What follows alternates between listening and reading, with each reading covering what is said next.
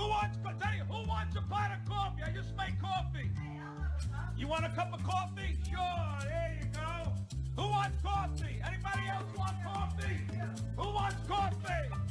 And now it's time for the man with the caffeine, the new tropics for the brain. It's Coffee with Mike.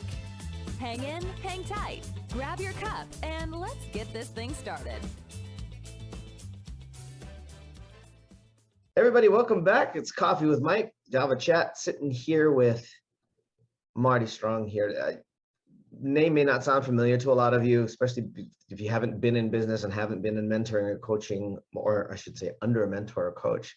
But his story is definitely something that's going to be fun to listen to.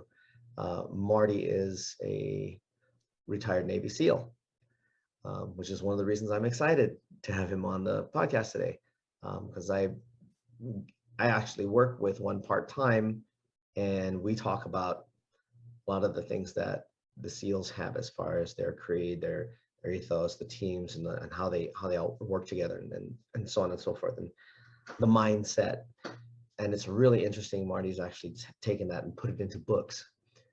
He's put it into I think one's a sci-fi series, one's another series that talks about, and it's a fictional character in the Navy SEALs, an officer, and he's actually coming out with an actual business book, because he's been in the business world, Marty, for what? How many years now have you been in the about 20 world? years. About 20 years. So he's been there, done that, bought the T-shirt, went on the vacation the second time, and understands the whole world of entrepreneurship. He also understands the world of business. Excuse me. And one of the reasons that I wanted him on here was to, one, obviously share some of his experiences, but to share the insights of what it, bringing the mindset to the business, and how to be able to deal with things. Because sometimes as entrepreneurs, we get so ingrained or involved or entrenched that we forget ourselves. We forget the mission. Well, we might not even have one, which is also but we miss a lot of things. So Marty, thanks for coming and joining me today here on Java Chat. Really appreciate you coming on. Yeah, thanks for having me, Mike. Cool.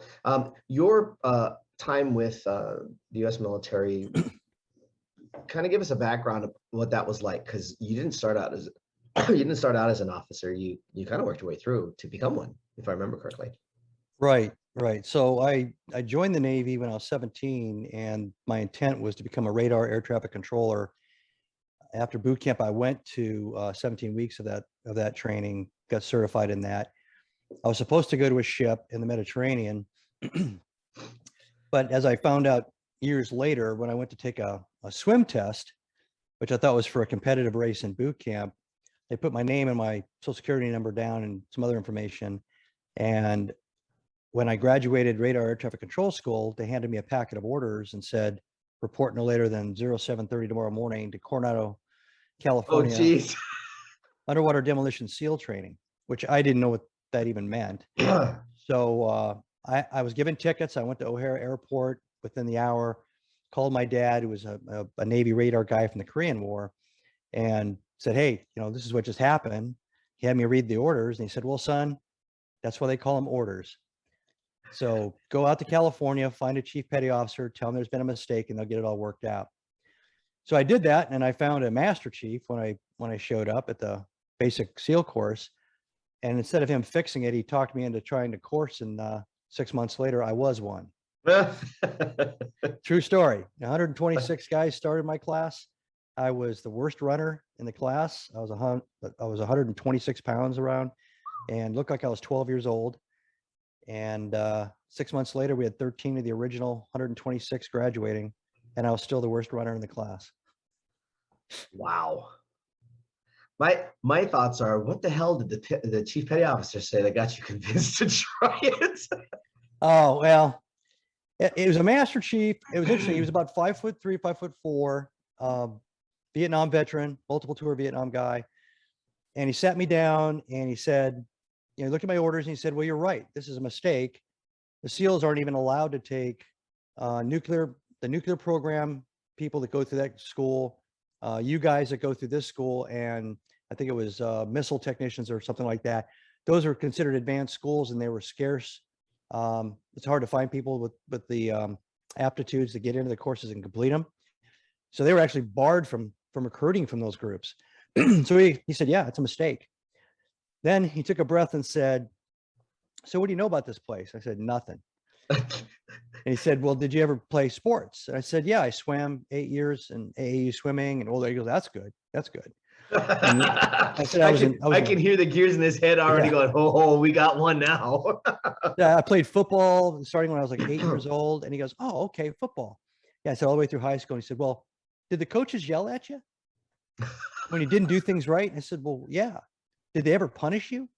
And I said, well, yeah, we had to run laps. At one school, we had to run up and down the stadium stairs and stuff. Yeah, yeah. Well, the instructors here are kind of like those coaches.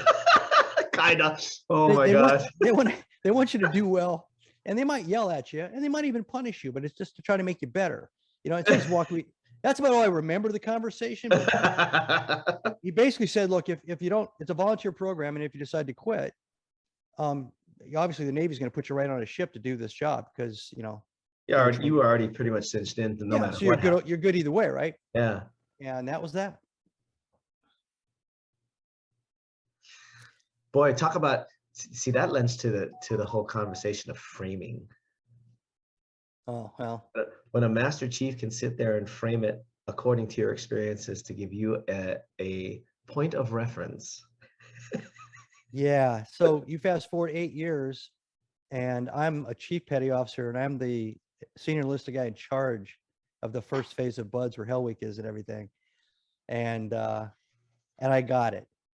Everybody, not everybody, say 20% of everybody that shows up there says these orders are wrong. It's a mistake. It's because they get cold feet. And so somebody's got to adjudicate that. Usually somebody like me, whoever the senior enlisted guy is in the first phase. And you try to figure out if it's true, it's not true. And then everybody that wants to quit has to go through a counseling process. So at some point they end up talking to either the senior enlisted guy or the officer in charge. Hundreds and hundreds of times I talked to young men in conversations like that Master Chief was having with me. So you get pretty good at it. I was going to say after a little bit of practice. Yeah. The framing thing, like, I don't want to be a SEAL. Well, what do you know about the SEALs? Well, nothing. So how do you know you want to be one? It's not even advanced psychology. It's just kind of, nope. Yeah. It's honestly 101 if you look at it from proper perspective, because all you're doing is finding out the truth and then presenting an opportunity and with zero risk. If you think about it, I mean, what's the worst thing that could happen? You quit? Yeah. And, he was a real nice guy. So I didn't think there was any threat in sticking around. I believe what he was saying. But, I remember one time I was counseling a kid that was considering quitting. And he looked at me and says, well, Chief Strong, how did you get through? What got you through, Hell Week? What was going on in your head? And I said, I have no clue. I just put one foot in front of the other and figured I either fall asleep or they'll kill me. But in either case, I won't know any better. And if I survive it, I'm going to wake up at the other end and I'm going to be a SEAL. Yeah. And that wasn't helpful to him. He was like, he was looking for an inspiring story, some kind of a hook he could hang his whole, ego on and say, I'm going to do what Chief Strong did and I'm going to make it through. And yeah. It doesn't always, it's interesting. Obviously the SEALs, to become a Navy SEAL, it really isn't cut out for everybody. I mean, just the documentary that I watched on Hell Week, just Hell Week, not even the rest of it, because I know after talking with Charles, obviously there's way more to it, but just Hell Week alone. Yeah, it's so you got 75% attrition. Yeah. Every class on average going back like 30 something years. And every class, they used to start somewhere between 100 and 125. They've had some bigger classes at different times, depending on whether there was a war going on, or the Navy could, fill more people in the beginning of the recruiting funnel or less people. And, there's a lot of processing and a lot of screening that goes on well before they ever show up to be that 100-person class. So there's attrition going on from thousands of people that want to do it down to you get the final ones that are approved. They get in there, they have to pass all kinds of tests, including physical performance tests. They show up and 75% of those people quit. over and over again. So you're right that not everybody's cut out for it.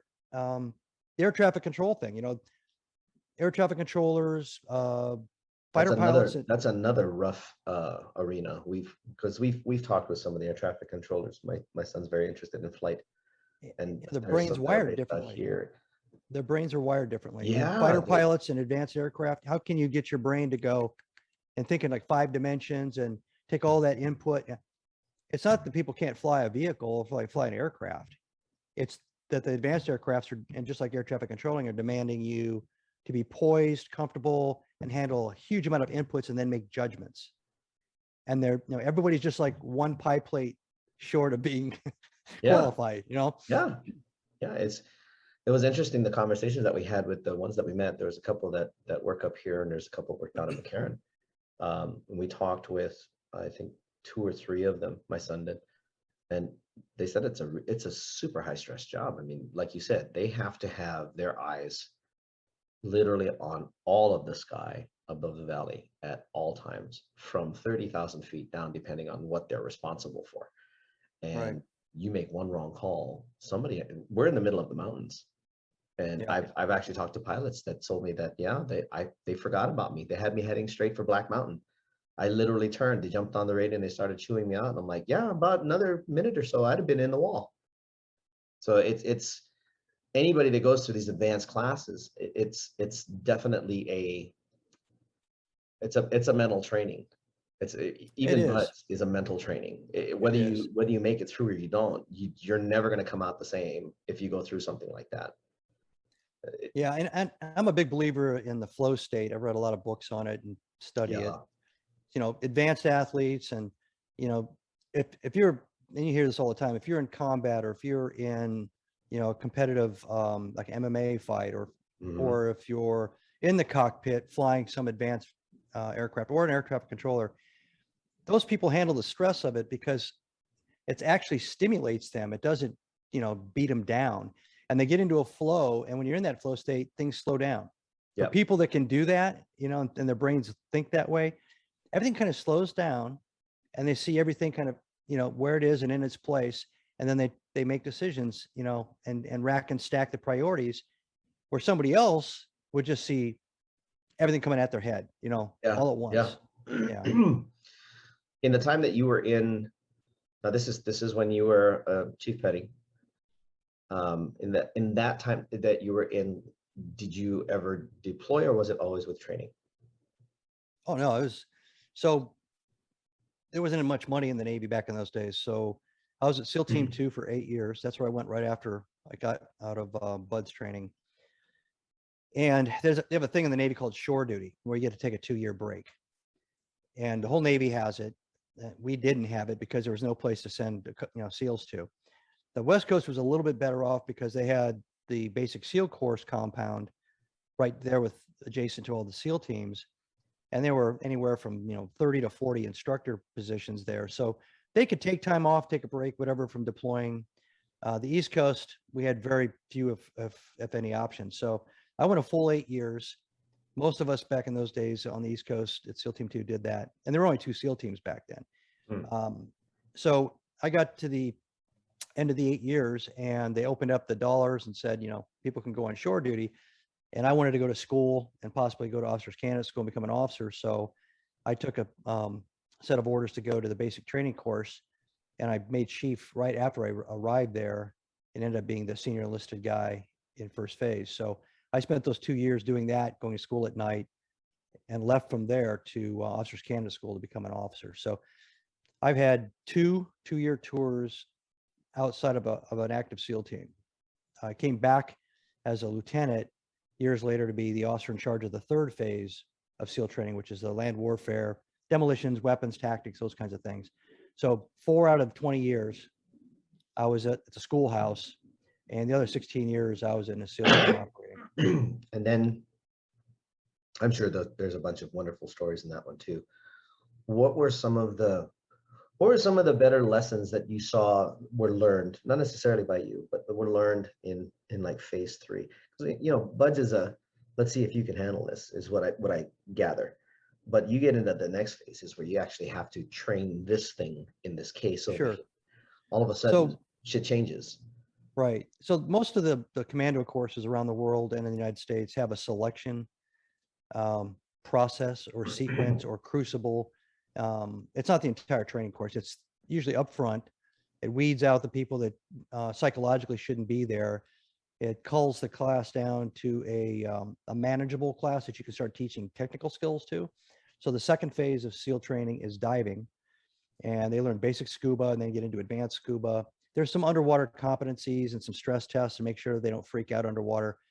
But and there's a little bit of attrition associated with that. But for the most part, if you made it through Hell Week, you rarely lose anybody after Hell Week.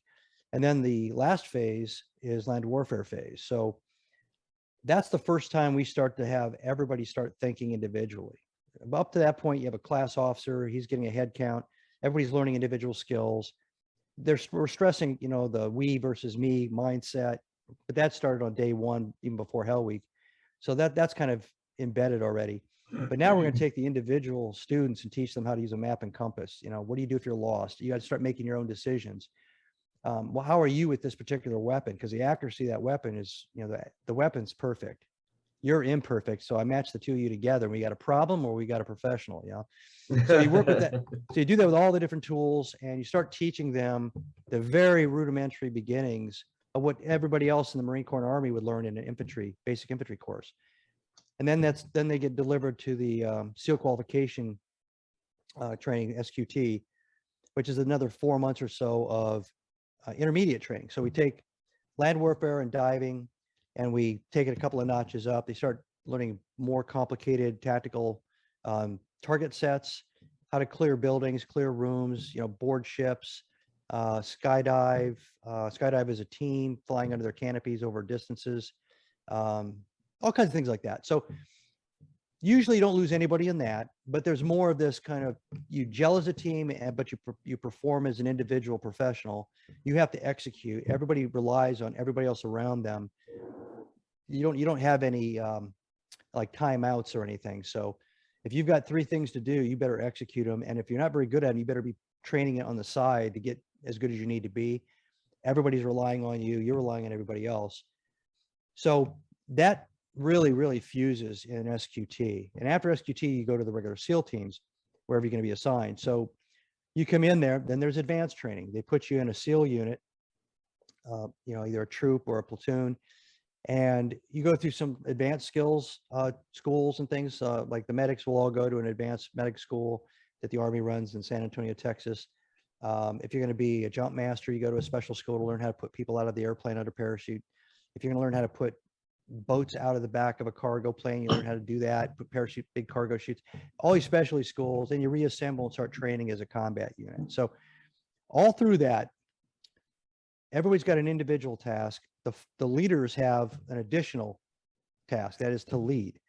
And it's planning, it's understanding how to kind of like project management, how to prepare, how to put together the plan, how to manage that plan, the resources, the logistics of getting everything moving, bullets, beans, guys, guns, whatever, lots of transport logistics. So you get all that as a fire hose as the leader, and you could be one of the 2 senior enlisted leaders or 3 senior enlisted leaders in that tactical unit, or one of the couple of officers, but you all kind of share that responsibility. Usually the enlisted guys are already expert at it, the enlisted leaders, and they're there to help groom and assist and advise the officers as they're learning it and getting better and better at it. That's kind of the gist in kind of normal times. Lots of training management, lots of training design. And then you do the actual mission training, which in that case, you're making tactical judgments. Go left, go right, send 2 guys, send 4 guys, call in an airstrike, back off, abort, everything's wrong. All those little go, no go criteria decisions, it takes years. It all in, it probably takes from the day you start in BUDS to the day you're a competent leader, for sure. It's probably 3.5 to 4 years. That's honestly fast.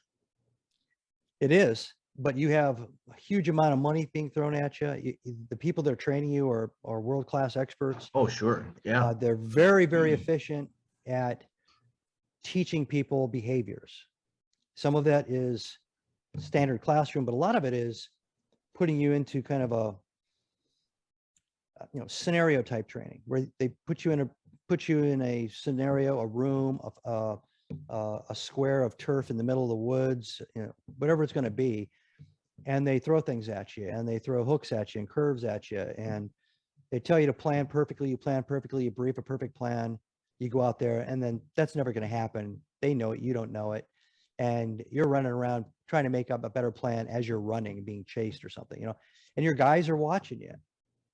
Like, hey, sir, nice call, and you can tell by the way they say it, whether it was a nice call or you're dumbass, and they're just telling you in a different way. And because if you make a mistake in light infantry and special ops, everybody pays. Oh yeah. You get lost, everybody walks an extra 10 miles with 100 pounds on their back. So yeah, there's a social price to failing as a leader in a SEAL team, that's for sure. Yeah, well, it's going to be interesting when after the break, because we're going to bring all of that stuff and how that applies in business and entrepreneurship, whether you're solo, because same thing in the world of business. Sometimes you're a solo operator, sometimes you're on a team, and leaders make mistakes, the whole company suffers. So it makes absolute sense. You finally retired when? What year? 1995. Officially 1996. And then you went into the world of business, right? Right. Started, I believe, in financial management? Yes, I went right into a company called Legg Mason to become a financial advisor. And that was interesting. You had to get a license in stocks and bonds. So it was two different licenses, Series 6, Series 7. You had to get a Series 65 for money management. You had to get life insurance. You had to do a bunch of stuff. And you were supposed to be a holistic advisor to high net worth clients. And what I didn't realize is they weren't going to give me any clients. I thought they were. I had to go out and find my client starting at zero. And so I had an undergrad in business and a master's by that time in business. And none of it helped because they didn't teach you how to sell. And so I'm asking everybody that I can ask. I'm running around doing what's called cold walking, knocking on doors of businesses, trying to, meet the owners. I'm cold calling. I'm going to conventions and setting up booths and kiosks.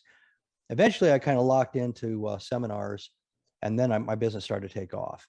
Eventually, after a couple of years, I shifted over to United Bank of Switzerland. UBS set me up as a portfolio manager, and they allowed me to just go after high net worth. So I didn't have to take retail customers coming in off the street. That's cool. And I was, managing a portfolio that my clients kind of adhered to, kind of like your own little mini mutual fund. Sure. And kept building my business and did that for 7.5 years. And eventually, one way or the other, I had to learn how to sell.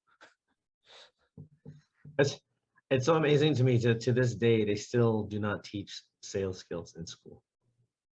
No, I mean, not even management of sales. I mean, they talk about sales numbers like they're just something that happens, but yeah, it's the one disconnected element in education that I've noticed, that and financial literacy. But they just it's beyond me to think, okay, you're gonna go out there and you're gonna run this company. How are you gonna make your money? Well, we're gonna sell this.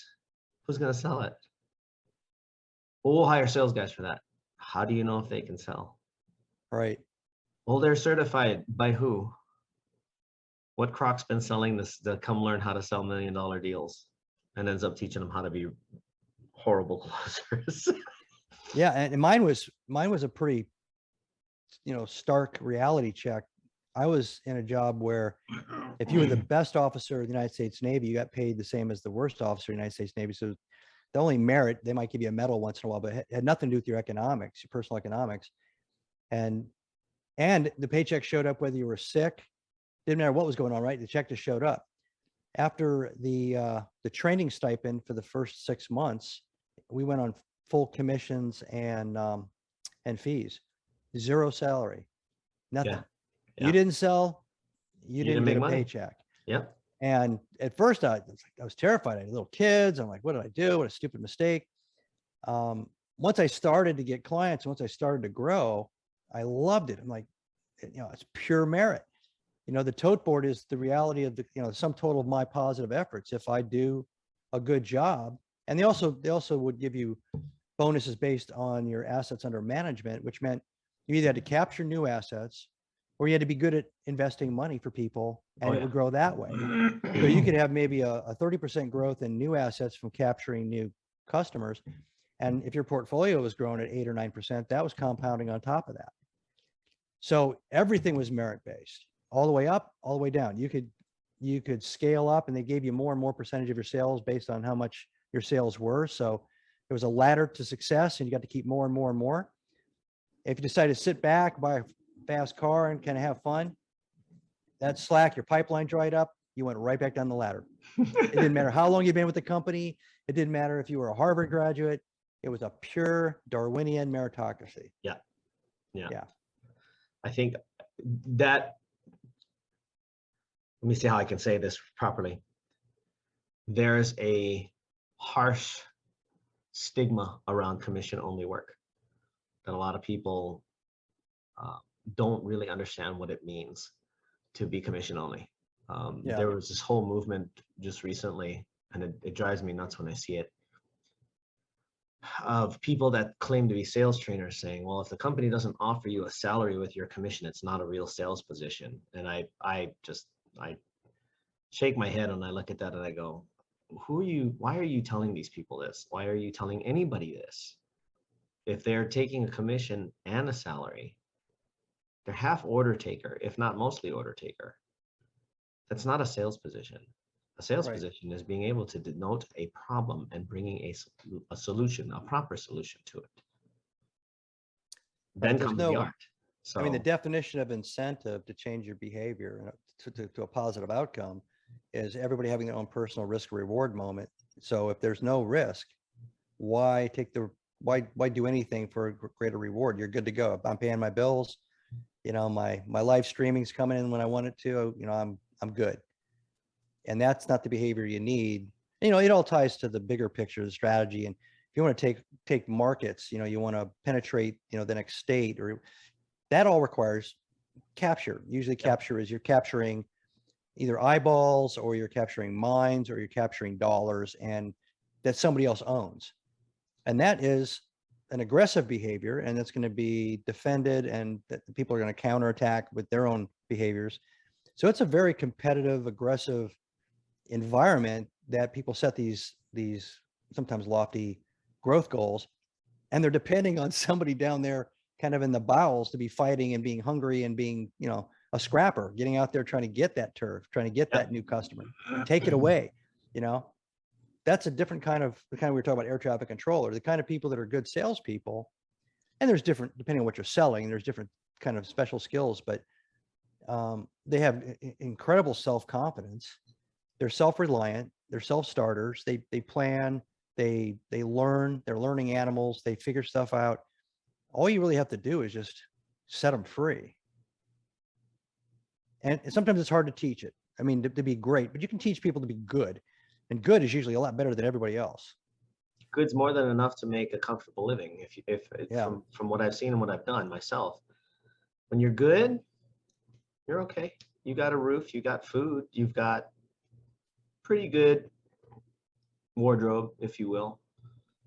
It's when you get to be great, you see all these heavy, super performers that are out driving the Lamborghinis and doing all of this other stuff.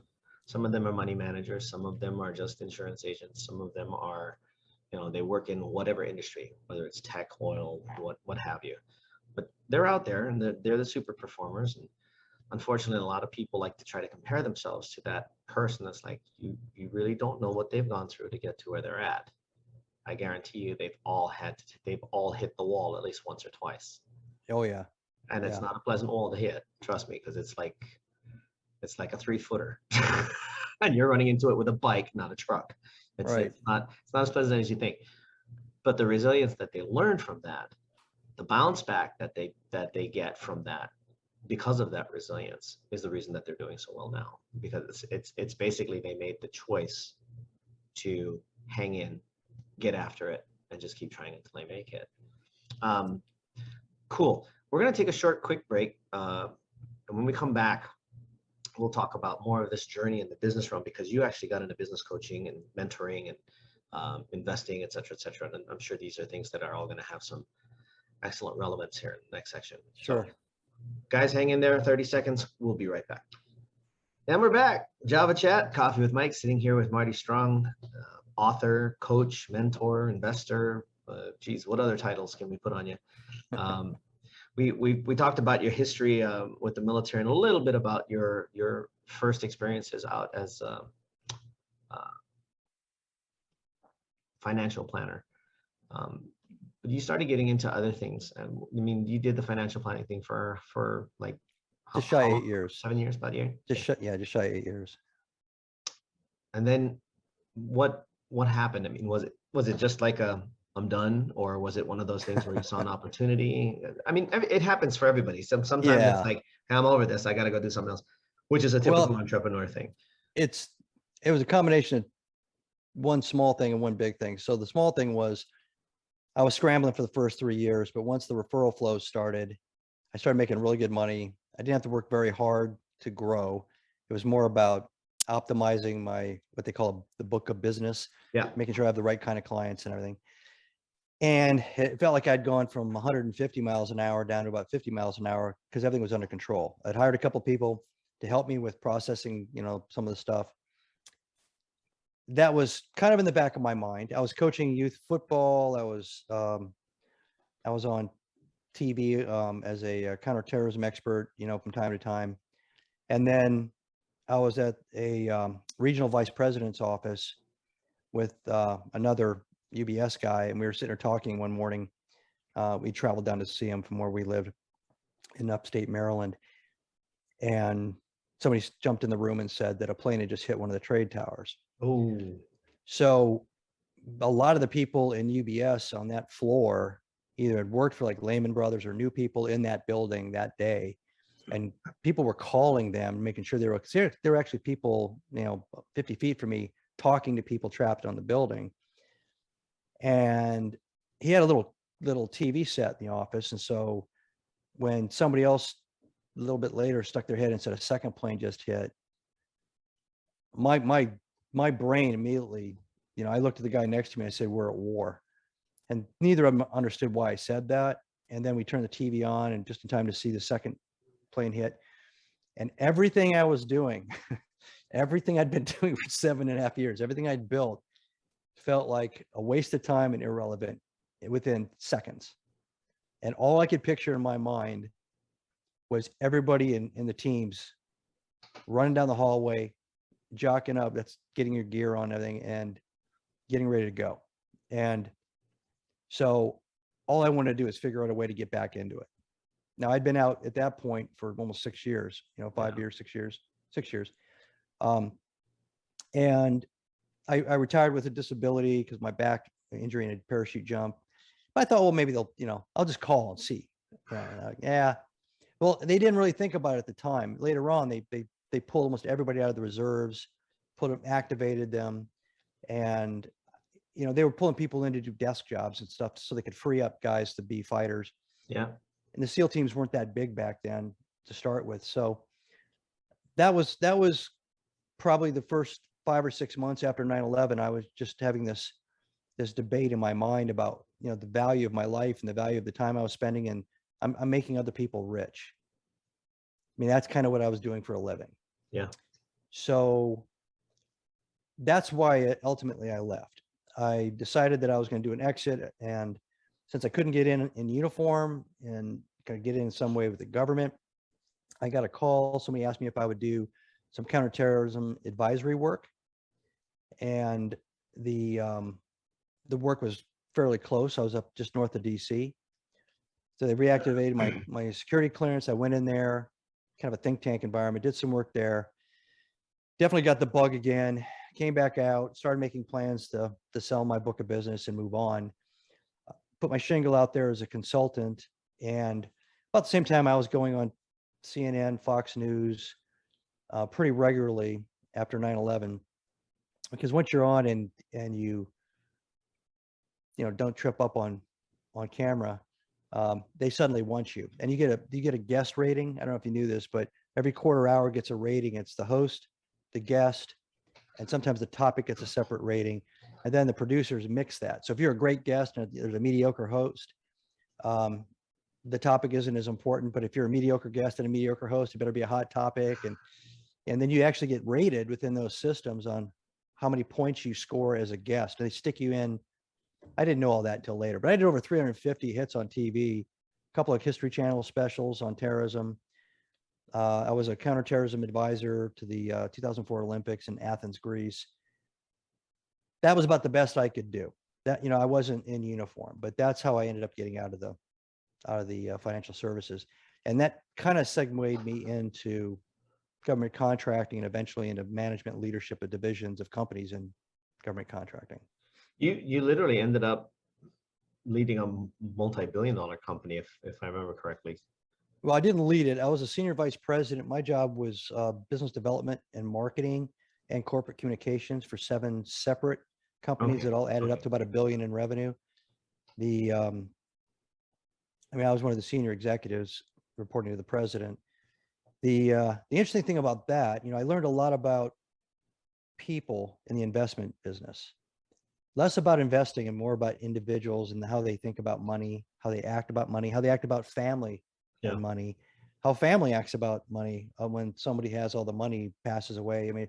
That was an education.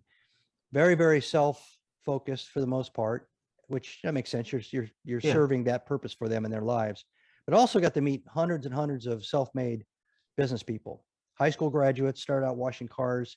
By the time they were my customer or client, they had 5 dealerships, and they had a fleet of antique planes. And these are crazy good stories. Most of them had been bankrupt once or twice, learning the ropes. And my high net worth clientele was primarily that type of person. And when you're not talking about finances, they want to talk about business. They want to talk about the people they're having trouble with in business. So there was actually, I didn't know it, but there was kind of a schoolhouse effect in those 8 years, listening to them having trouble with a manager, a salesperson, a deal that fell through, setting up a new location, all the logistics, the real estate components that had nothing to do with why I was sitting in front of them. But once you're considered an advisor to somebody like that, they tend to share a lot of stuff with you. And I just sucked it up. Didn't think I was gonna have any there's no applicability to it. You fast forward when I ended up working in the government contracting company, there was org structure, there were salespeople, there were, finance people. It was, your classic kind of bureaucracies, set up. Company was scaling rapidly. I didn't know anything about scaling except for my personal scaling when I was learning how to manage money.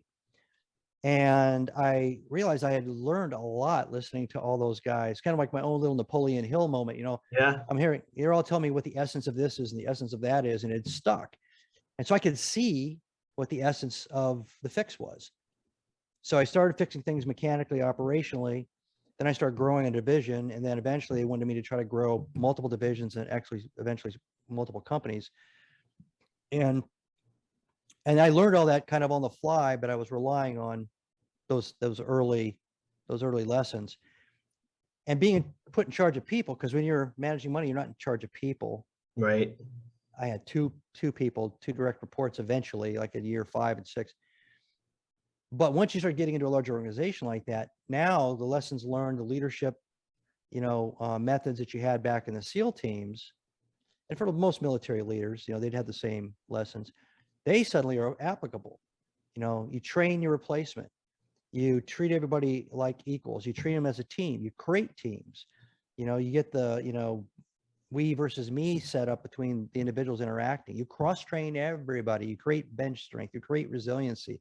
You create depth. And, these are all things that I didn't learn in business school either, but I learned it in the SEAL teams.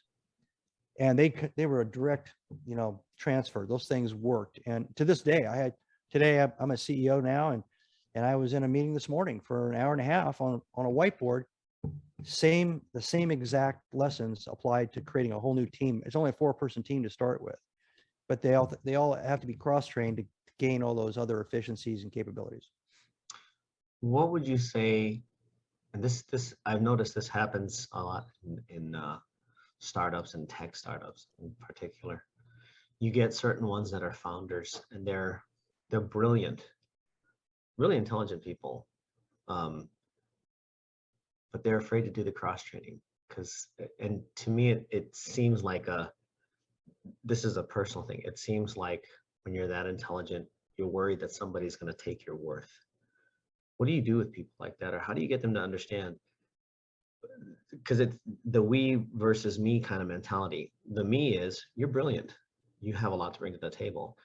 You have to bring some of that brilliance to others so that they can pick up the slack in case you get overloaded. What do you do with people like that? Or how do you relate it to them so that they can see and get them to like let go some of the control? So I've picked up what wisdom I have in this area through two different contexts. One is being a leader and having, my subordinate management teams having the same problem. They're not training anybody below them. They're trying to do it all themselves. And interacting with people that are founders, owners that have asked me for advice. And a lot of times I'll just say, so what are the problems you're running into right now? Like, your top 10 problems. What do you think about, this morning when you woke up?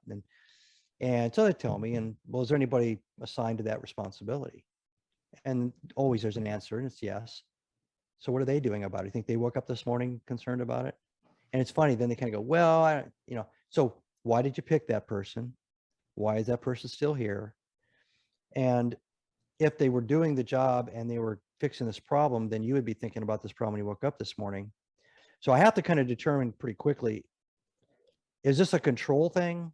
You really want to have this problem because this is where you feel vibrant and potent and a part of everything. Because sometimes when you're the founder and you're the genius and put it all together, in the beginning, it's like me starting out my book of business at Lake Mason. You have no customers, no clients, and no money coming in. And it's like, oh, you working nights, weekends, doing anything. You're the chief cook and bottle washer, right? But eventually, if you build something, you're not. Yeah. And I don't think it's so much the boredom. It's you love to be in that moment. You should be in charge of startups, not in charge of companies that have matured to a certain point. Yeah. Because that's where you get your juices flowing. So if I see that, then there's a bigger problem. If it's just they haven't picked some good leaders and they haven't held them accountable, that can be fixed.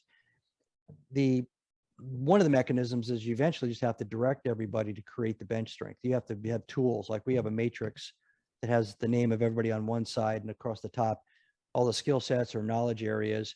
And then we rank them from apprentice, journeyman to master. And the strength of the entire unit is added up on this spreadsheet. So you add everybody up. If they're all apprentices, you have a team strength of 1. Yeah. So you can modify your team strength and you can test it, you can measure it, you can look at it, but it's a way to, as long as you keep asking them for that document on a regular basis, they realize somebody's paying attention. So they have to start actually training people and cross-training people because it's extra work. And it's I found it's very directive and it's very top-down enforcement of that as an exercise, as a discipline, if nobody sees the value in it all by itself, which unfortunately, that's what I usually see. Most people see that as, oh, that's really great. And what happens is everybody gets back to stovepiped, then somebody quits. And it's like a leg on a stool just got whacked off, Yeah. Like, well, okay, so we just fell over, but why? I mean, this might happen. How about putting an extra leg on the stool, or, have a leg that swivels over and takes, now it's a 3-legged stool, but and people just don't anticipate that, and they don't see the value in it. And you try to convince them, try to coach them, try to show them. But at the end, as a CEO, if they don't do it, then you have to say, you're going to have to do it. I'm going to pay attention to this, and I'm going to check this regularly because it's a key to the success of the organization. It's a key measure of the strength of the talent of the organization. The other scenario is hard. It just said, what you should do, maybe bring somebody in to be the president of the company and go invest in another smaller company and build it up. Yeah. So you can. That sounds like what you love to do. That hunger. Yeah. Yeah. Yeah. It's an interesting. What you just explained is an interesting scenario. I see that in a couple companies happening, including a couple that I'm involved with.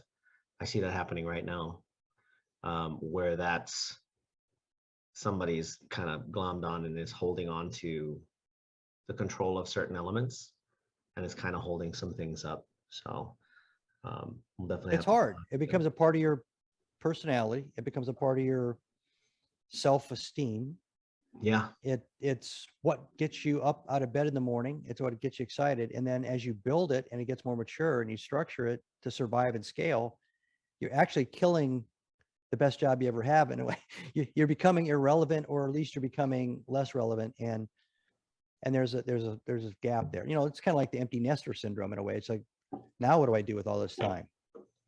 You know, and there's adrenaline and dopamine and all that associated with challenges and risks, and then solving problems, you know, difficult problems. That's all. It's also getting them to recognize where the water line is, and if the ship's under that water line, you may want to start. You might want to start the bilge pump at least. that is a military cliche. Anybody that's been a senior NCO in any of the services, trying to get the officers to learn how to lead without getting down into the, as you said, you know, below the decks of a ship, without going down in there interfering, because there's a structure there. There's different graduations of enlisted leadership, and they have, the work is broken into little packets, and the lowest level leader can handle the packet that they've been given, and it all kind of works, and it's worked for a long time. And we taught you the system, just trust the system. But a lot of times they want to jump in because they want to feel relevant, and they don't have any relevancy yet, right? Because nobody's asking them for their advice. Exactly. Because they just showed up. You know, there's 5 guys sitting there, and they've got, you know, 80 years worth of experience doing whatever it is, and you showed up, you know, last week with, you know, out of the pipeline. and so you have I spent a lot of time as a senior enlisted guy and a lot of time as an officer. And my first novel, SEAL novel, starts off with a guy like that. You know, it's not me. It's a normal young officer with hopes and dreams and flaws and wanting to be perceived as an equal, but there's no way in hell he's going to be perceived as an equal anytime soon. Not out the gate. That's not possible. Yeah. I mean, it's one of the interesting things too, when you think about being a fresh officer, and who was it that said it? I can't remember.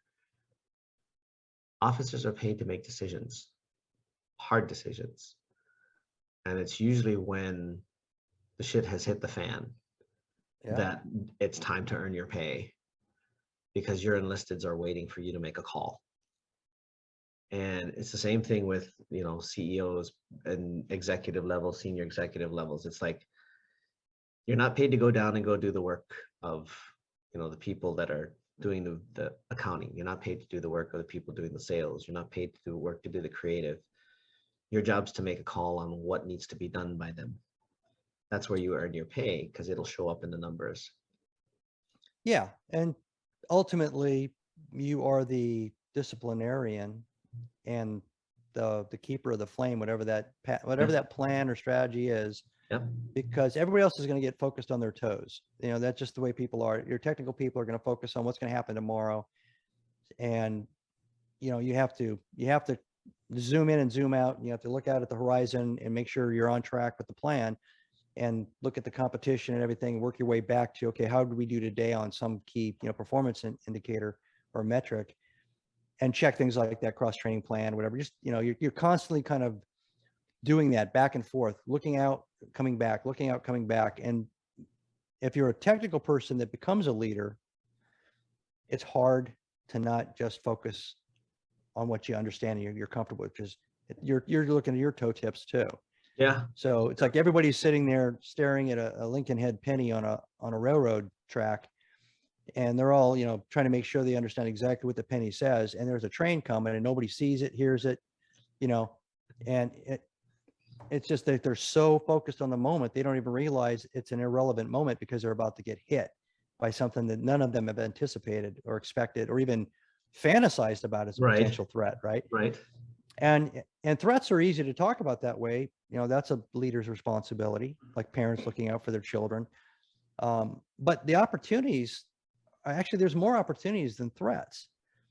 And that's also a looking forward, looking outward exercise. You're not going to see anything good or bad if you don't look up once in a while. So that's another key leader function. It's one of the things that I see a lot of leaders lower level leaders making the mistake of getting too far down into the works, like we were just talking about, staring at their toes. I'm reminded of the old story of the animals that called the owl God. Yeah, I don't know if you remember that. It's an old No. story where they said the owl is wise. He must be God. Wise is because he questions everybody or something like that. And they go to him. He wakes up. Obviously, it's the middle of the day. They start asking him questions, and his only response is who. They're like, well, he must be God because he asks questions. We must follow him. Mind you, this is an owl. This is the middle of the day. They're not really that great at sight in the middle of the day. So they call him their leader, and he goes and he walks them out literally into the middle of a road, and they all get hit by a car. And it's like, okay, what's the problem with that? I was like, well, they didn't vet the leader for one. They really didn't get an answer out of him, and then they just pushed him out in front of everything. Humans, thankfully, can be a little smarter and a little more adaptive. Yeah. But you get some guys that will be just that bad. You know, they'll just like, why do you question my authority? Because you're not looking down the street, dude. Yeah, it's actually, it's kind of like martial arts. You know, you start off, there's, 800 moves. And your first day you say, I'm never going to get any good at this. I only know one move. There's 800, I have 799 to go. And they teach you each move in like 7 steps. So a kick is like, up, shift weight, stick it out there, lock, bring it back, shift weight, and you do that by the numbers over and over again. Someday, eventually, they say kick, and you just kick. It's all there, right? But they taught you, the quality of every component or element of the movement. But by the time you get to be a black belt, you realize that the guys that you really admire, or the women that are really good at this, they're very simplistic. They see the whole martial arts thing as a very simple equation.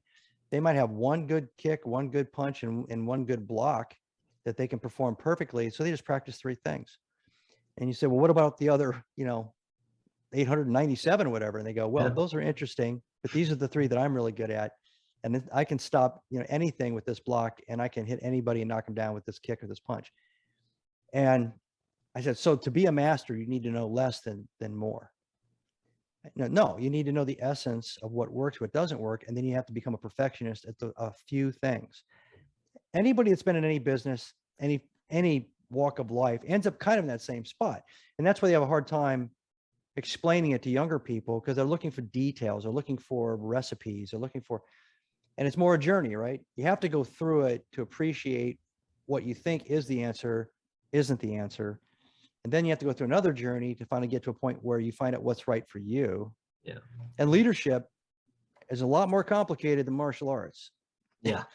And a lot of guys, a lot of people they overcomplicate it right off the bat, just like that comparison, thinking there must be a solution, an answer, a format, the right meeting structure, the right org structure. And it's not. Most of the time, if I walk in a room and sit down with a bunch of people, if I just ask when, how, and why over and over and over again, all I get is, vomit of details, information, numbers, measurements. I don't have to say anything else other than those 3 words until they run out of stuff to say, because there's nothing else to say. And if I keep my ears open and I take good notes, I'm pretty well informed. And I've kind of run down to the end of those rabbit holes with them. And then I can walk out of the room, and somebody can say, well, that doesn't feel like it's very structured. He didn't give us the questions in advance. There was no PowerPoints involved. Well, no, but that's kind of how in Six Sigma, there's a thing called the why kind of approach. And you just keep asking why until there's no more whys. It's causal analysis, right? We had a deal on one of the personal development things that we went through, and that it was the question is, what is love? And the person would just keep asking us, like, don't think about it when you hear the question, just answer. And I think I only got through like 4 or 5 of them before I ran out of stuff to say. And I sat there and I went, well, that's not good. That means I'm missing a lot of things in love in my life, because it's when you ask somebody, well, what is love? They immediately think of the person they love. They don't think about the other people behind the person they love, or places they love, or situations that they love, or feelings that they love. There's a whole, so asking the why until you get down to the bottom of it and go, and then somebody sits there and goes, well, I don't know. Okay, well, there's your problem. You don't know. So you need to go back to your team and go find out why. When they tell you why, you come back and you'll have an actual answer of why. We can then begin to build some kind of solution around it. But until we know, we're all informed, but. Right. So kind of marrying those two things together, if you walk into a room and you aren't the expert and you aren't up to speed on what's going on with your experts, you can either give a speech or you can go through this exercise of asking questions until the water's level, until everybody kind of knows what everybody knows, including you. And it wasn't very intrusive. They're all getting to showcase their knowledge and skills and, insights, and all you did was sit there like a sponge and absorb it all, and you were actually facilitated it, right? Another way you can go around it is, and this is kind of a way to get people to become self-aware about what they don't know as leaders. I just call it the dry erase test. So somebody could come in and complain about a process, a system, another person, another division, department, whatever. And it's not always appropriate, but I'll say, why don't you take that dry erase pen over there? There's the whiteboard. Design the procurement system the way it should be designed. And then I sit back and I wait. Now, 99 times out of 100, I've done this for years. 99 times out of 100, they don't know anything about what they're complaining about. They don't know anything that other person is doing or how they're doing it. They don't understand, the 50 processes that feed in, or the systems or the platforms they're relying on. They don't know if they're cloud-based or there's a server in the basement. They don't know anything. And they just stare at the whiteboard and they look at it, and what do you mean? I said, well, you have a lot of opinions about the procurement system. Yeah. Fill in the blank on procurement system. Doesn't matter what it is. Yeah. You have a lot of opinions about Susie. I want you to write down Susie's job description. What do you think it is? Then what do you think it should be? It's not easy. It's complicated. And Susie's doing 99% of what Susie's supposed to be doing. You wouldn't change your job description.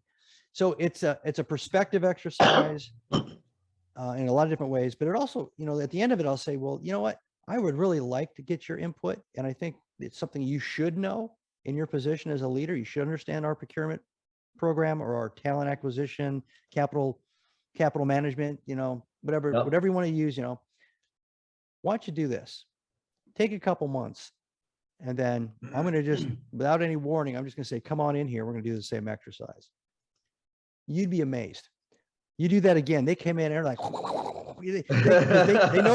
they know the test is coming. They know they're supposed to know about it. They realize that they were caught throwing rocks at something that they didn't even understand.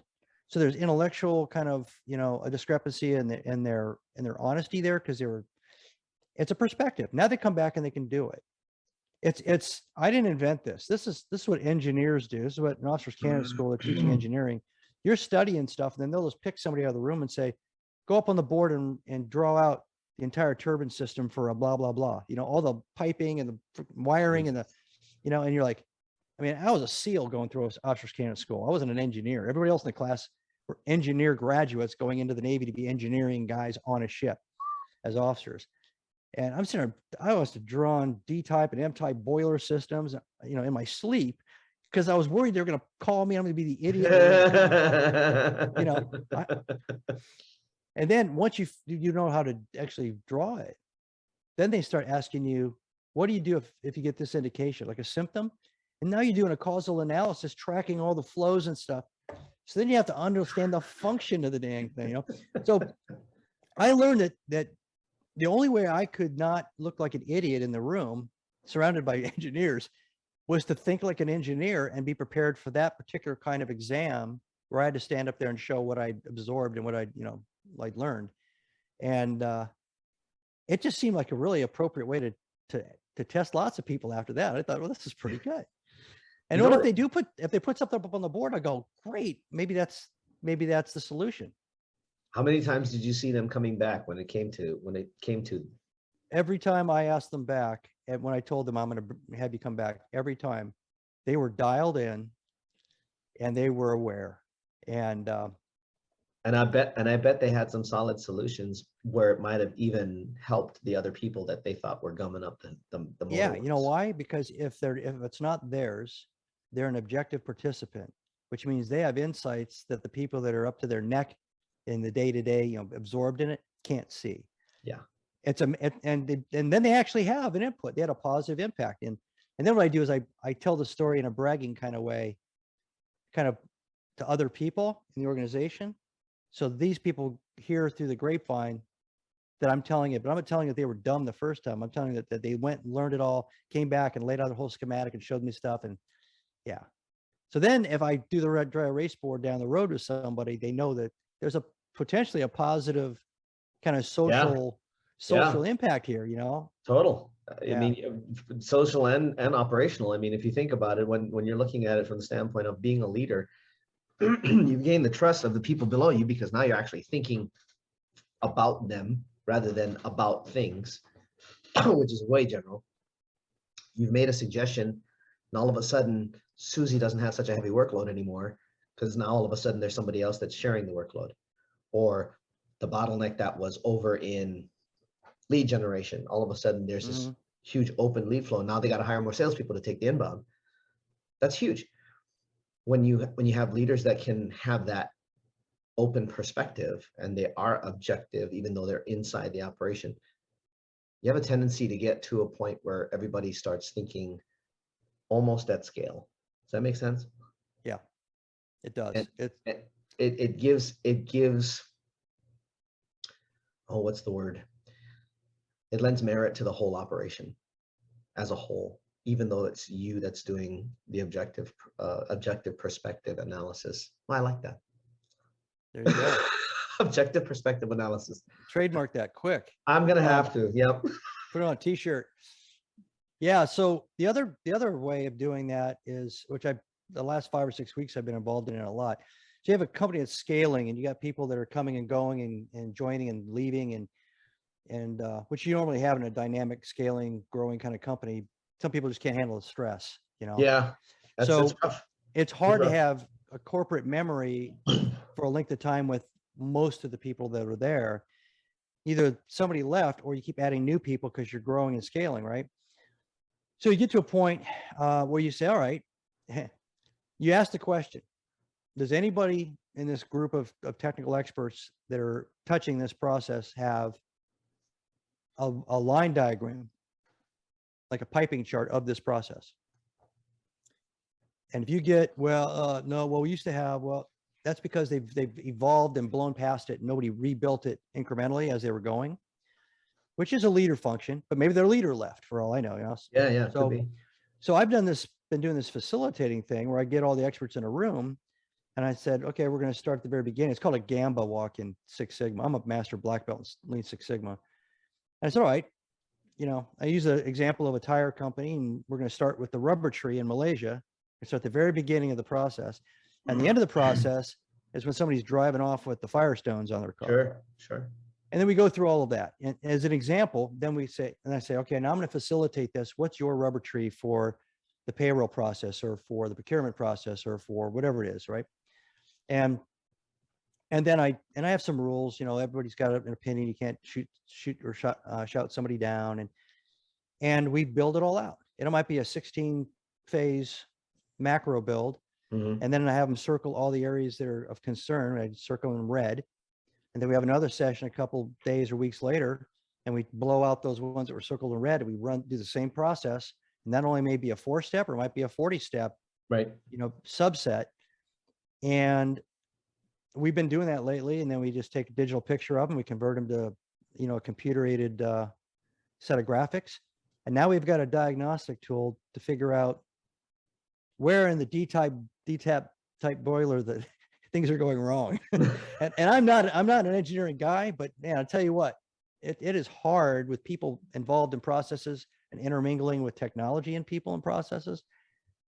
It's hard to get somebody in a room, hand them that dry erase pen, and they can take me from step one all the way to the end holistically. They stop. There's a gap. I need Joe, you know? Yeah. But it's good though when you have that kind of gap. This is an opinion. It's good when you have that kind of gap because it forces community where people are just like, yeah, I don't really like Joe. He's kind of weird, but shit, he knows his stuff, so we need him. And you get respect passed back and forth in that way. And people begin to start realizing, although Joe's may be socially awkward and he's like a super introvert and weird, without him, we couldn't make this work. You also get empathy. Yeah, you get a lot of that too. That's really cool. I've taken these things and I've just drawn a process chart vertically from high to low on the board, just put it up there. And I said, so you're down here, now pick somebody. And somebody's up here. What if somebody up here starts pissing in this box? Where's that rolling? It's going to roll downstream. So, bad inputs, bad management, bad mechanisms, a shortfall in the appropriate labor, either by quantity or talent at any of these steps has this cascading kind of roll down the process effect, right? Yep. So, which is hard to think about when you think of a process like as a horizontal, but it makes perfect sense. If I say, if somebody's up here and they do this, you see it's all going to come down. So there are cascading effects, there are linear effects, and there are always consequences of something happening in one part of the process being delivered down the road. And there are interesting reactions of people when they don't realize that they're actually causing this mess that everybody's been talking about for the last 2 hours because of what they're doing up here. They thought they were dislocated from it completely, right? And then they start working this thing back, they go, oh my God, I'm the arsonist. I'm the one that started this fire. I'm the one that did this. So it's good. It's cathartic. It's as you said, it creates a team feeling and bonding and an appreciation of other people's skills and knowledge, and also empathy. Yeah.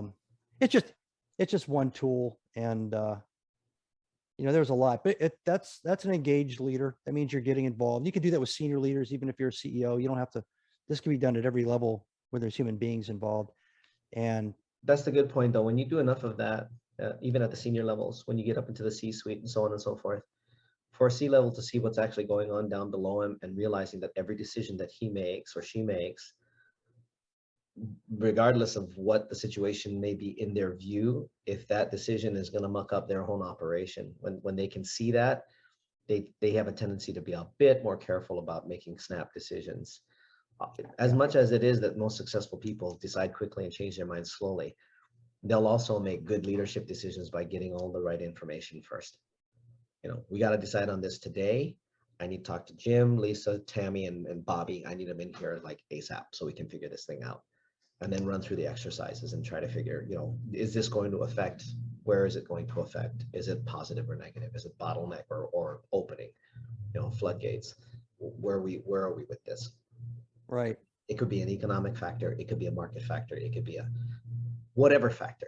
When you get that empathy at the same time from an actual leader, they look down into the operation and they go, they're going to take a lot of strain. Is it really worth putting that strain on them? Well, sometimes you have to, because it's just the way the market is bearing at that point in time. It's something that you have to weather together. Maybe you need more resources down there or something. Right. Yeah. So it's makes total sense. Cool. We're gonna take one more break. I'd love to talk way more about this, dude. I'm having too much fun with you. We'll take one more break. When we come back, we're going to talk about some of the book series that Marty's written, and the book that's to come out soon. It's in pre-sales right now, and what's next for Marty as well. So we'll be back in 30. We're back here, last section, guys. So you guys have been hearing Marty's expertise, and that's awesome. But he's also a writer. And it's really cool because he started out with sci-fi books, and I'm a sci-fi freak. If anybody knows me, they know I love Star Trek. They know I love Star Wars. They know I love all Stargate, SG-1, and all that stuff. I'm all about all that stuff, especially because of the fact that some of that technology is actually now what we use. We were just talking about this too, right before the show. The things that we thought were supposed to be ready, like the flying cars and stuff. Not yet. But we got phones that now act like mini computers and can do all kinds of crazy stuff. And so we have doorbells that can talk to you. I know, right? Exactly. and And motion sensors that get triggered by spiders putting spider webs up by my cousin just had that happen, which was hilarious. He literally woke up, a motion sensor was on. He wakes up and he's going, "What is that?" And in the top corner, there's this spider trying to build a web. And he's like, "Oh, man." So the first series that you did was a sci-fi series. Give us a little background on that one. All right. So it's probably 6 years ago. I read Tim Ferriss's book, The 4-Hour Work Week. And I wanted to write books and do a couple other things. There's a section in his book that talks about living your bucket list. Right. And, he's get a spreadsheet, list all the places you want to visit, and, kind of research the cost of every one of those trips, and then do them now while you have an income, while you're healthy enough and all that. The problem with me is I've been to 44 plus countries, a lot of them multiple times. My bucket list isn't, I want to go to a third world country and get dysentery. I've done that already. I want to play the guitar. I want to be able to play the guitar, chords, do it well. I want to be able to speak Spanish fluently. I've came close a couple of times, and then I stopped practicing. And I wanted to write a book. I wanted to write a good novel, and I wanted to write a good nonfiction leadership book. Well, in his 4-Hour Work Week, he talks about how you scrounge up all this extra wasted time in your day by kind of inventorying what you're doing with your day for 7 days, and then how much time you're spending on watching mindless TV or playing games or whatever it is, right? And I had time, and then I structured it so that I would wake up every morning at 5, have coffee, feed the animals. We have cats and dogs. By about 5:15, and sit in front of a computer by 5:30 and write for an hour, just like it's a job. Yep. And that I started that 6 years ago. And it's like any other habit. It takes a while, but I also read a whole lot about writing. And even if you just write a paragraph and nothing more, you wrote something. So if you write a paragraph a day, eventually you're going to have a book. So I thought it was doable. I set everything up for that. And then I thought, okay, what do I want to write about? Well, if I write about the SEAL teams, I have to get, I have to pick where I'm going to do it. Am I going to do it SEAL teams in Vietnam, SEAL teams in the 90s, SEAL teams now? And if I do it anytime after I got out, I'm not going to know off the top of my head all the gear, all the cool radios, all the things they have now. The basics between human beings and how the guys talk and all that I get, but I couldn't think of myself writing a novel that, I was using an M16, but they're using an M4 or something. And, so I was going to get called out. I thought it was going to be too much research, which I ended up with research anyway. So I took a piece of paper and I wrote down, what do I want to write about? And so I wanted to write about the brotherhood and the warrior ethos from the teams, that bond between the guys in the SEAL teams, that kind of mission focus, the intensity I was talking about before of every individual wanting to be the best they can be, not for themselves so much, but so that they don't let the guy to the left or the right of them down. Those kinds of things, right? And I didn't want to write about something that I'd have to do a ton of research because I didn't understand it. And that's when I had an epiphany. I said, well, if I make this a science fiction book, I can have characters that have all these attributes. And if it's a science fiction book, I can make up whatever I want. I mean, they could be throwing nuclear tomatoes at each other. It doesn't matter. So I thought, okay, so they're warrior issues, right? Warrior concepts. So if I have warriors in a sci-fi book, how do I want to do that? And I've always been a time travel fan. So eventually I settled with time travel, going back in time. And the Time Warrior sagas started off with this first book, A Time for Glory. And it's in the future, nanny state, peace, everybody gets all the food, power they want, housing, everything's great. They're in a big city, which is the metropolis of what used to be New York. It's post-American Civil War, the Second Civil War, and all these big, huge city-states have evolved. And the number one cause of death is suicide from depression, because it turns out when you take all that risk and all that drive away from the human spirit, humans get depressed and start to fall apart. They need something to push against. They need resistance. Yeah. So the government had discovered time travel at one point after the Second Civil War and kept it to themselves. But they came up with this idea of time tourism to allow people to go back in time, see a volcano erupt, kind of, get scared, maybe get chased by an animal, something they wouldn't experience. And it took on and everything was fine. But these corporations went a step further, like you normally do when you're going after adrenaline rush. They created these warrior guilds. And the warrior guilds focus on different eras in human history where basically warriors fought each other without guns and tanks and things, swords, spears, where it was all about the skill of the warrior face to face rather than like, how, a bunch of guys with bows and arrows shooting at you from a distance. Right. Which then maximize all those things on the left side of my paper, right? So then I'm a black belt in Muay Thai. So I mixed in a bunch of Muay Thai stuff and training and combatives and advanced kind of biology for fighters today, and created these guilds and are basically training centers. There's, holographic fighting systems where you go in and you're fighting a holograph, you set at different levels, and you have to use the real gear. So if you're going to go back to the Byzantine Empire, you're going to go back to the Bronze Age and fighting, against the Romans or something. You have to train in that gear, and then eventually you have to get certified by a weapons master in a competition, and then they sign you off, and then you can go back. Wow. And that's what the warrior guilds do. So that's kind of the setting, the premise of all 4 books in that series.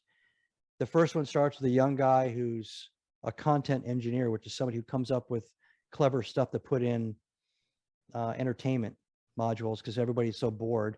Right. And it's a highly paid job. It's critical to everything in the time, because the most valuable thing is to be either, excited or titillated or scared or crying or laughing. Yep. And his friend, who's kind of a, NFL middle linebacker kind of a personality, talks him into going into this warrior guild, and then they start training. So he evolves from this kind of geeky figure all the way through the 4 books until he's, eventually he's going to become a master of a lot of different types of warfare and a lot of different types of eras. And there's other characters. There's obviously, there's a love interest from time to time in there, and they get to practice all those attributes, and if there's a negative to it, somebody who doesn't have those warrior ethos, is only about themselves and backstabbing, and so you can see and compare and contrast the value systems. Cool. But that's the first through the 4th book. And they were fun, and I didn't write them all in a row, then started the SEAL series. I actually wrote the first 2 time travel books, then felt comfortable enough, because I was doing research about these. I realized I ended up doing research anyway, because if you can have a fight between the Romans and Germanic tribesmen, you have to know where they might have fought. Oh yeah. So I had to get a Pinterest account, and I had to start looking at what are the guys wearing, and accurize that, because somebody out there was going to call me on, the Romans in that era, the campaigns in Gaul didn't wear the same thing they did when they were crucifying Jesus. Their chest plates weren't exactly just bronze. Exactly. So I ended up doing research anyway, and I said, okay, if I'm going to do this much research for the time travel books, I might as well, bite the bullet and try to do the first SEAL book. So you want me to segue into the SEAL books? So the SEAL books, it was pretty easy. I just decided it wasn't going to be about me, because I was a former enlisted officer. I had 10 years as an operating SEAL, so I had an advantage. So I picked your standard young officer who's not been around the block, doesn't know much. And that's how the first book starts, called Death Before Dawn. Quick question on that, because I don't know how this works when it comes to SEALs. Are you able to go in as an officer, or do you need to come? You can. Okay. Yes. Right. Because you went in a slightly non-traditional, well, in my mind, a slightly non-traditional route. You came in as an NCO, and then left, and then came back as an actual officer. Well, the traditional way is officers come in either through the Naval Academy, or they graduate college and they go to Officers Candidate School. Okay. And then they'd show up to BUD/S as an officer at BUD/S. For the enlisted guys, they come out of the boot camp system. They join the Navy, come out of the boot camp system, and they show up at BUD/S. So I did that in the beginning. I didn't become a senior NCO till 8 years later. Right. And I went to OCS for 4 months and then came right back into the SEAL team. So I was still a SEAL. It just now was a SEAL as an officer. Yep. That all my friends that were senior enlisted guys wouldn't ask me any questions, and so you're an officer now. We're not going to ask you anything. Yeah, you as they say in the teams, you went over to the dark side. Yeah, but the dark side has coffee. That's the best part. Yes, that's true. So the first SEAL book, I set it up as a young officer, your kind of stereotypical young officer in the SEAL teams, not completely flawed, but with some flaws, and a lot of indecision and a lot of self-doubt, and the typical interactions, positive and negative, with the enlisted guys that are trying to help him, and the typical kind of officer response to that, sometimes positive, sometimes not positive. And I evolved this character through the first book and then through the next 3 books. The character eventually in the third book is taken out of the Navy, medically discharged because of his wounds, multiple combat tours in Iraq and Afghanistan, has PTSD, he's got traumatic brain injury, a lot of other stuff. And that's called The Brotherhood, the third book. And because I knew a lot of guys that were going through that, and the undercurrent of the third book is human trafficking. We have a SEAL named Craig Sawyer who's got a whole team of guys that have saved over 700 people down in the Southwest. And I used him as a source for a lot of the information. But essentially, somebody gets kidnapped, a friend of a SEAL team guy, that snaps this guy out of this spiral, the main character, and it gives him a kind of a way back, path of redemption to try to help this guy find his daughter. And of course, it leads you down the path of the human trafficking world, and eventually other ex-military and a couple ex-team guys get involved in doing this. And then the 5th book, which came out this May, has it's more of a vengeance book because somebody that's very close to him is murdered. A guy that's working in a company does kidnap and recovery, and so he gets pulled into trying to find these guys, but eventually it's all out of uniform for the second 2 books, but he's using the same skill sets and he's interacting with military, FBI, and yeah. So depending on the people that have followed it, like books. What's that? Excellent sounding books. I mean, just like, yeah, I'm getting really good reviews, and people seem to like the way I've evolved the character, so that's good. So those are the 2 series, the novel series. Now you have one more book that's coming out. It's more based on leadership and mostly for business. Yes. Okay. So talk to us about that one. What's the title? So the book is called Be NImble, how the Navy SEAL creative mindset wins on the battlefield and in business. It's about a lot of things we've already talked about. It's about being intellectually humble so you can keep an open mind, how to look at the future, how to scan, out and then zip back to the present and then scan back out again, how to treat opportunities and threats as a leader, how to raise talent, how to find talent, how to select talent, how to scale companies and businesses. The NImble component of it has a lot to do with, once you've been open-minded, you've got a good understanding of what the problem set is, then you have to be kind of agile and flexible in how you execute, because the world changed, life changes, people walk out on you, all kinds of things. And that's a part of being a good leader, is not being rigid. So I could have called it Be Humble, because it talks a lot about that component of good leadership. And then eventually you get through the book and there's a self-inventory in the first part of it. A lot of the readers seem to like that. And at the end of the book, I basically leave you with, this challenge to do all these things and try to improve as a leader, to try to apply these things. And there's some examples in there all the way through of how I learned this in the SEAL teams. But there's also lots of examples of how I learned it or applied other lessons in the 20 years as a leader in business. So there's a good balance between those 2 sources of inspiration. The book comes out in the United Kingdom on December 10th, comes out January 1st here in the United States. It's available on Amazon for pre-sale right now, and at my site, martystrongbnimble.com. And the sequel is now in editing, called Be Visionary. Nice. There's a second, even better. Yeah, it's called Be Visionary, Strategic Leadership in the Age of Optimization. So the publisher picked that up, and I've been working on that this year. So it's in editing now. Well, we've got 2 amazing business books to look out for, and a couple of awesome series I'm probably going to grab. I haven't read novels in years, dude. Yeah. And I used to love reading. You may or may not know this one, but it's called the Dragonlance series.